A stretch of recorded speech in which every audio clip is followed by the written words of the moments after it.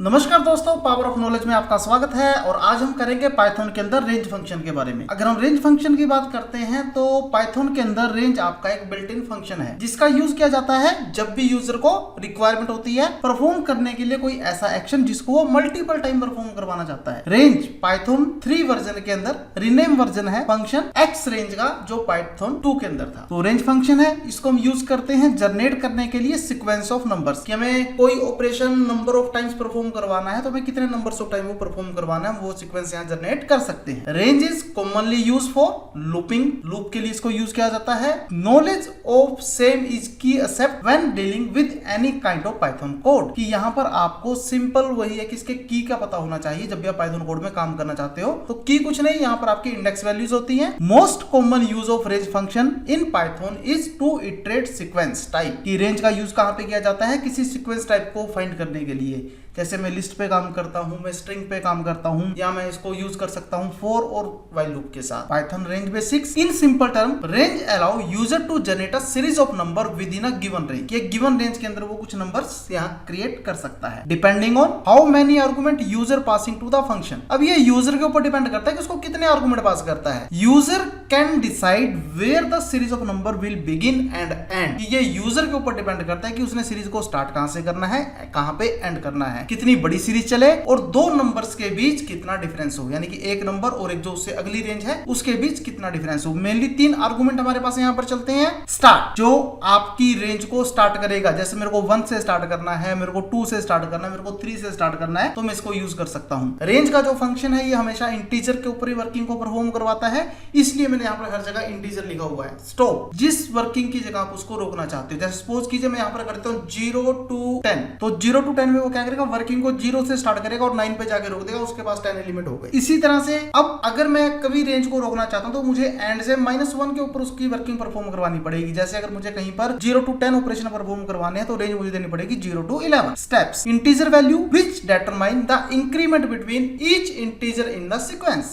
जो स्टेप है यहां पर एक इंटीजर वैल्यू होगी कि रेंज के बीच वो कितना इंक्रीमेंट करे, 1 का करे, 2 का करे, 4 का करे, 6 का करे, किस हिसाब से आप उसको करना चाहते हो। Point two remember about Python range function, अब कुछ चीजें हमें ध्यान भी रखनी पड़ती है रेंज फंक्शन के लिए। तो range function only work with in integer, जैसा मैंने भी आपको बताया था कि वो सिर्फ इंटीजर के ऊपर काम करेगा, फ्रैक्शन नंबर्स उसके अंदर नहीं चलेंगे। All argument must be integer, कहते हैं यहां पर जितने भी आर्गुमेंट है वो सब आपको इंटीजर ही लेने पड़ेंगे। User can not pass a string और फ्लोट नंबर और any other type in a start, stop and step up. यहां पर ऐसा नहीं है कि यूजर अपनी मर्जी से कहीं पर फ्लोट यूज कर रहा है, कहीं कैरेक्टर यूज कर रहा है, उसको जो वर्किंग करनी है वो इंटीजर के अंदर ही परफॉर्म करनी है। All 3 argument can be positive और नेगेटिव। अब ये जो 3 आर्गुमेंट है ये मेरे पॉजिटिव भी हो सकते हैं और नेगेटिव भी हो सकते हैं। Step value must not be 0, कहते हैं स्टेप वैल्यू को आपने कभी भी 0 नहीं करना, वो कम से कम 1 रहेगी। अगर आप वहां कोई वैल्यू नहीं भी देते हो तो बाय डिफॉल्ट उसको 1 से काउंट कर लेता है कि आपको 1 का इंक्रीमेंट करना है। अगर आप यहां पर 0 दे देते हो तो आपके पास वो वैल्यू एरर एक्सेप्शन आ जाएगा, क्योंकि उसको आगे इंक्रीमेंट ही नहीं करना, वो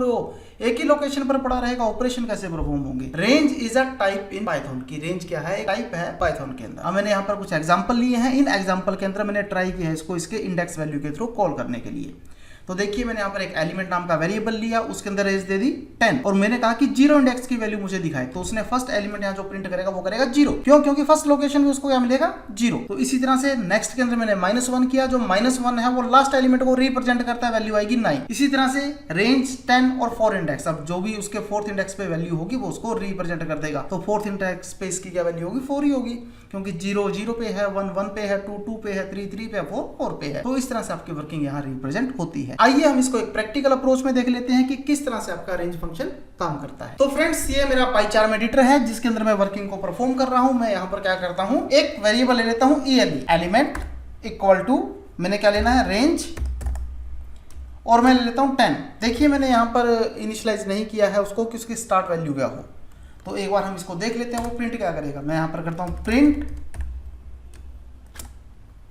ELE, वो मुझे दिखाएगा कि मेरी रेंज कहां से शुरू होगी और कहां से खत्म होगी, 0 to 10। अब अगर मैं यहां पर कहीं पर इस तरह से कर दूं कि 4, 10, अब रिजल्ट कहता वैल्यू 4 से शुरू होगी और 10 पे खत्म हो जाएगी। ठीक है जी, मैं कहता हूं कि मुझे ये दिखाए कि मेरी 0 लोकेशन पे क्या एलिमेंट होगा, 4, और 4th लोकेशन पे 8, 6th लोकेशन पे एरर बाउंड हो गया। बाउंड क्यों हो गया? क्योंकि वैल्यू चलनी थी 9 तक, तो 9 वो 5th लोकेशन पे खत्म हो जाना था, 6th लोकेशन पे कोई वैल्यू नहीं थी, उसने आपको एरर शो कर दिया। चलो ये वर्किंग तो हो गई हमारी उसकी इंडेक्स वैल्यूज के साथ। अब मैं यहाँ पर कहता हूँ कि ये क्या करे, यहाँ पर 2 का इंक्रीमेंट कर दे और वैल्यू को स्टार्ट करे 1 से। अब वर्किंग क्या होगी? 9, तो 4th लोकेशन पे 9 कैसे? 0 पे 1, 1 पे 3, 2 के ऊपर 5, 3 में 7 और 4 में 9, तो आपके पास रिजल्ट इसने शो कर दिया। हम अगर कहीं पर स्टेप वैल्यू 0 ले तब क्या होगा? जैसे कि उसने मुझे बताया था कि ये एरर काउंट करेगा। देखें एरर आता है या नहीं आता है? तो ये देखिए यहां पर आपके पास एरर आ गया कि रेंज कभी भी आपके पास यहां पर 0 नहीं हो सकती। चलो जी, मैं कहता हूं मैं रेंज लेता ही नहीं हूं। अब मुझे क्या वैल्यू आएगी? तो 4th लोकेशन पे 5th, क्यों? 0 पे 1, 1 पे 2, 2 पे 3, 3 पे 4, 4 पे 5, तो वो वैल्यूज ने मुझे रिप्रेजेंट कर दी। यानी कि अगर मैं उसको यहाँ पर इंक्रीमेंट नहीं दूंगा तो बाय डिफॉल्ट उस पर 1 का इंक्रीमेंट ले लेगा। मैंने कहा ये वैल्यू मेरी 10 है और ये वैल्यू मेरी 0 है। अब मुझे दिखाए 1st लोकेशन पे क्या होगा? एरर। क्यों? क्योंकि अब आपने यहाँ पर क्या किया, वर्किंग को परफॉर्म किया है, वो डिसेंडिंग ऑर्डर में किया है। तो इस केस में वर्किंग परफॉर्म करने के लिए आपको यहाँ पर वैल्यू माइनस के अंदर रिप्रेजेंट करनी पड़ेगी। अगर आप माइनस के अंदर वैल्यू नहीं दोगे तो वो वर्किंग को परफॉर्म नहीं करेगा। अब जैसे आप माइनस करोगे अब आपको वो रिजल्ट रिप्रेजेंट हो जाएगा 6th 4th लोकेशन पे। ठीक है, अब मैं कहता हूँ कि मुझे यहाँ पर ये दिखाए कि मेरी -1 की लोकेशन पे क्या होगा। -1 की लोकेशन पे आपका लास्ट एलिमेंट आएगा। लास्ट एलिमेंट होगा आपका 1, क्योंकि लास्ट एलिमेंट 1 क्यों होगा? क्योंकि आपका डिसेंडिंग ऑर्डर चल रहा है। तो अब जैसे इसने उसको मुझे 1 दिखाया, मेरी वर्किंग ओके है। अगर मैं यहाँ कहूँ कि मेरे को 0 लोकेशन पे दिखाए तो वो कहता है 0 लोकेशन पे आपका एलिमेंट है 10।